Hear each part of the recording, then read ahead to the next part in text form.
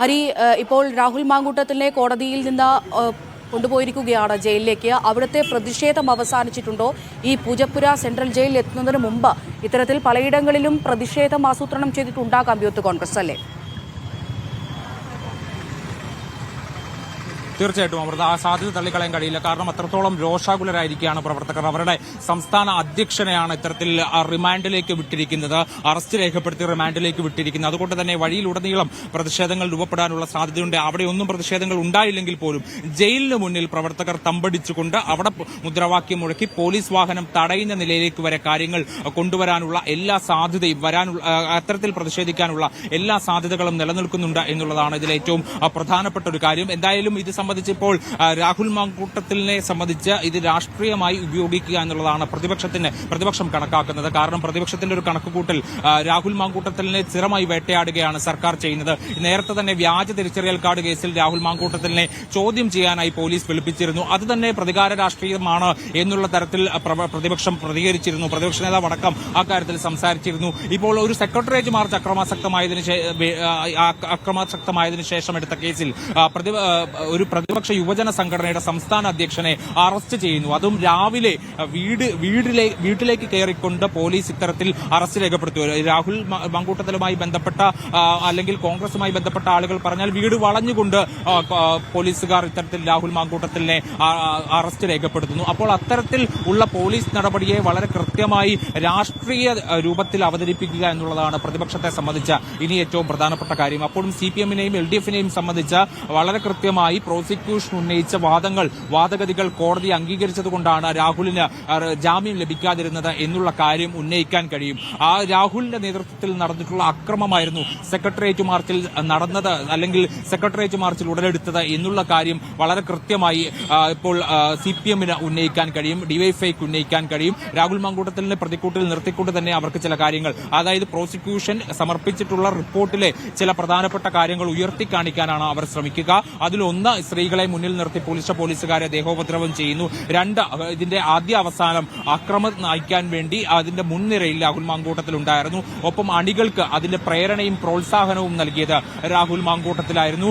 രാജ്യത്തെ നിയമവ്യവസ്ഥയെ തന്നെ വെല്ലുവിളിക്കുന്ന നിലയിലായിരുന്നു രാഹുൽ മാങ്കൂട്ടത്തിന്റെ പ്രവൃത്തി. അണികളെ പിന്തിരിപ്പിക്കേണ്ടുന്ന ഒരു നേതാവ് ചെയ്യേണ്ട പ്രവൃത്തിയായിരുന്നില്ല രാഹുൽ ചെയ്തത്. തിരിച്ചുപോയ അണികളെ പിന്നീട് സംഭവസ്ഥലത്തേക്ക് തിരിച്ചു വരുത്തിക്കൊണ്ട് അവർക്ക് അക്രമത്തിനു വേണ്ട എല്ലാവിധ സഹായങ്ങളും പ്രോത്സാഹനവും പ്രേരണയും ഒക്കെ നൽകുകയായിരുന്നു രാഹുൽ മാങ്കൂട്ടത്തിൽ ചെയ്തത് എന്നൊക്കെയുള്ള തരത്തിൽ വളരെ ഗുരുതരമായിട്ടുള്ള ആരോപണങ്ങളാണ് ഇപ്പോൾ പ്രോസിക്യൂഷൻ കോടതിയിൽ ഉന്നയിച്ചിരിക്കുന്നത്. സ്വാഭാവികമായിട്ടും പ്രോസിക്യൂഷന്റെ വാദങ്ങൾ അംഗീകരിച്ചതുകൊണ്ട് തന്നെ അവിടെ ഇത്തരത്തിൽ റിമാൻഡിലേക്ക് വിടുക എന്നുള്ള ഒരു നടപടിയിലേക്ക് കോടതി കടന്നത്. മാത്രമല്ല, നേരത്തെ കമ്മീഷണർ നാഗരാജു പറഞ്ഞത് ഈ അറസ്റ്റ് എന്നുള്ളത് സ്വാഭാവിക നടപടി മാത്രമാണ്, ആദ്യപടി മാത്രമാണ് എന്നാണ്. പക്ഷേ ഈ ഹരിവരനെ പറഞ്ഞതുപോലെ വീട് വളഞ്ഞുകൊണ്ടുള്ള ഒരു അറസ്റ്റ് ചെയ്യൽ, അങ്ങനെയൊരു നീക്കം, അതും രാവിലെ പുലർച്ചെ ഉണ്ടാകുന്ന ഒരു നീക്കം, ഈ ഒരു കാര്യത്തെ എങ്ങനെയാണ് പ്രോസിക്യൂഷൻ അല്ലെങ്കിൽ പോലീസ് വിശദീകരിക്കുന്നത്?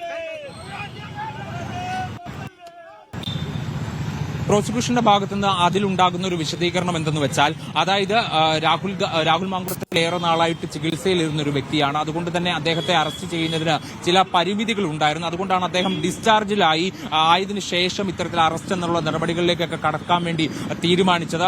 ഈ പ്രതി മറ്റേതെങ്കിലും തരത്തിൽ, അതായത് ഇപ്പോൾ ഏതെങ്കിലും പൊതുവിടത്തിൽ വെച്ച് അറസ്റ്റ് ചെയ്യുകയോ മറ്റേതെങ്കിലും സാഹചര്യത്തിൽ അറസ്റ്റ് ചെയ്യുകയോ ഉണ്ടായിക്കഴിഞ്ഞാൽ കടുത്ത രീതിയിലുള്ള പ്രതിഷേധം ഉണ്ടാകാനുള്ള സാധ്യതയുണ്ട്. അതുകൊണ്ടാണ് വീട്ടിൽ ചെന്ന് മറ്റാരും അറിയാത്ത സമയത്ത് ഇത്തരത്തിലുള്ള പ്രതിഷേധത്തിലേക്ക് കടക്കാൻ, ഇത്തരത്തിലുള്ള ഒരു അറസ്റ്റ് എന്നുള്ള രൂപത്തിൽ പ്രതിഷേധം ഉണ്ടാകാത്ത സാഹചര്യത്തിൽ അറസ്റ്റിലേക്ക് കടക്കാൻ വേണ്ടി പോലീസ് തീരുമാനിച്ചത് എന്നുള്ളതാണ് പ്രോസിക്യൂഷന്റെ ഒരു വാദം. പക്ഷെ അപ്പോഴും പ്രധാനപ്പെട്ട ചോദ്യം ഉയരുന്നത്, അത്തരത്തിൽ അറസ്റ്റ് ചെയ്യേണ്ടുന്ന ഒരു വ്യക്തിയായിരുന്നു രാഹുൽ മാങ്കൂട്ടത്തിൽ എന്നുള്ളതാണ്. സാധാരണഗതിയിൽ ഉണ്ടാകാറുള്ള മാർച്ചുകളൊക്കെ അക്രമാസക്തമാകാറുണ്ട്. അങ്ങനെ അക്രമാസക്തമായ മാർച്ചിലൊക്കെ തന്നെ കേസുകളും എടുക്കാറുണ്ട്. അങ്ങനെ കേസുകൾ എടുത്താൽ പ്രധാനപ്പെട്ട നേതാക്കളെയൊക്കെ തന്നെ അറസ്റ്റ് ചെയ്തിട്ടുണ്ടോ എന്നുള്ളതാണ് ചോദ്യം. അപ്പോൾ ഇതിനു മുമ്പ് അതിനെന്തെങ്കിലും ഭൂതകാലത്തിൽ അങ്ങനെ എന്തെങ്കിലും കാര്യങ്ങൾ സംഭവിച്ചിട്ടുണ്ടോ എന്നുള്ള ചോദ്യം പ്രധാനമായിട്ടും പ്രതിഭാഗം ഉയർത്തി. അതായത് മറ്റു പ്രതികളെ സാധാരണഗതിയിൽ അറസ്റ്റ് ചെയ്യുക എന്നുള്ളത് ഉണ്ടാവാറുണ്ട്. ആ പ്രവർത്തകരെ ഈ കേസിലും അറസ്റ്റ് ചെയ്തിട്ടുണ്ട്. ആ സമയത്തൊന്നും കാര്യമായ രീതിയിലുള്ള പ്രതിഷേധവും പ്രക്ഷോഭവും ഒന്നും തന്നെ പ്രതിപക്ഷത്തിന്റെ ഭാഗത്തുനിന്ന് ഉണ്ടായിട്ടില്ല. അതൊക്കെ സ്വാഭാവിക നടപടിക്രമമാണ്. പക്ഷെ രാഹുൽ മാങ്കൂട്ടത്തിൽ യൂത്ത് കോൺഗ്രസിന്റെ സംസ്ഥാന അധ്യക്ഷനാണ്.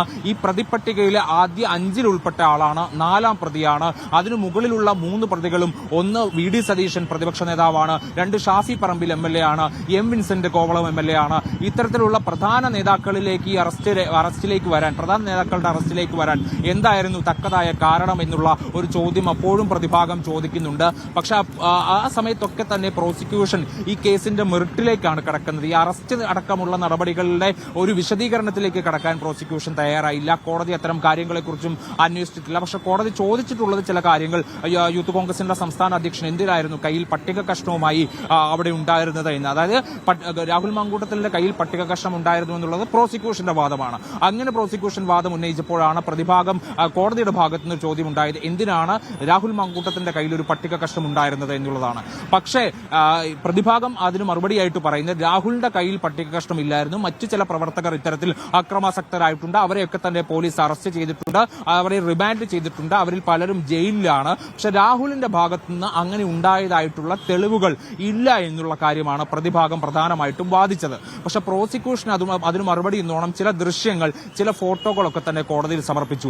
ഇതിനകത്തൊക്കെ തന്നെ ഈ ആക്രമിക്കുന്ന അല്ലെങ്കിൽ പോലീസിനെ ആക്രമിച്ചിട്ടുള്ള ആ സംഭവത്തിൽ ആ പ്രവർത്തകർ പോലീസിനെ ആക്രമിക്കുന്ന സമയത്ത് രാഹുൽ മാങ്കൂട്ടത്തിൽ അവരുടെ മുൻനിരയിൽ ഉണ്ടായിരുന്നു എന്ന് സ്ഥാപിക്കുന്ന തെളിവുകളാണ് എന്നുള്ളതാണ് പ്രോസിക്യൂഷൻ പറയുന്നത്. ആദ്യ അവസാനം സംഭവ സ്ഥലത്ത് രാഹുൽ മാങ്കൂട്ടത്തിൽ ഉണ്ടായിരുന്നതിന്റെ തെളിവുകളും പ്രോസിക്യൂഷന്റെ ഭാഗത്തു നിന്ന് സമർപ്പിക്കുകയുണ്ടായി. അതായത് സെക്രട്ടേറിയറ്റ് പരിസരത്ത് മാത്രമല്ല, അതിനുശേഷം തിരുവനന്തപുരം DCCയുടെ ഭാഗത്തും അവിടെ നടന്ന അക്രമം ഉണ്ടായിരുന്നു. അതായത് അവിടെ നടന്നത് കുറച്ച് കടന്നുപോയി എന്നുള്ളത് തന്നെയാണ് വിലയിരുത്തൽ. നേരത്തെ തന്നെ ഇക്കാര്യം കോൺഗ്രസിന്റെ ഭാഗത്തു നിന്ന് ഒരു വിലയിരുത്തലായി ഉണ്ടായിരുന്നു. അതായത് പിങ്ക് പോലീസിന്റെ വാഹനം, വനിതാ പോലീസുകാർ ഉപയോഗിക്കുന്ന പിങ്ക് പോലീസിന്റെ വാഹനം നശിപ്പിക്കപ്പെടുന്നു. അവിടെ നിന്ന് DCC ഓഫീസിനുള്ളിൽ നിന്ന് കല്ലെറിയുന്ന ഒരു സമീപനം പ്രവർത്തകരുടെ ഭാഗത്തു നിന്നുണ്ടാകുന്നു.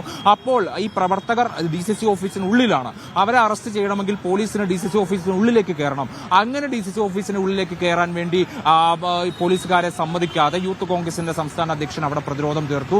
തൊട്ടടുത്ത് പ്രതിപക്ഷ നേതാവ് VD സതീശനും വന്നുകൊണ്ട് ആ ഗേറ്റിൽ നിലയുറപ്പിച്ചുകൊണ്ട് പോലീസുകാർ, ഞാൻ നിൽക്കുമ്പോൾ പോലീസുകാർ ഇതിനകത്ത് കയറി അവരെ പിടികൂടുമോ എന്നുള്ള ചോദ്യം ഉയർത്തിക്കൊണ്ട് പ്രതിപക്ഷ നേതാവ് അവിടെ നിലയുറപ്പിക്കുന്നു. അപ്പോൾ ഇത്തരത്തിൽ സംസ്ഥാനം അതുവരെ കണ്ടിട്ടുള്ളതിൽ വെച്ച് ഏറ്റവും അക്രമാസക്തമായ സമരങ്ങളിൽ ഹരി തുടരുക. ഹരിയിലേക്ക് വളരെ വേഗത്തിൽ തന്നെ മടങ്ങിയെത്താം.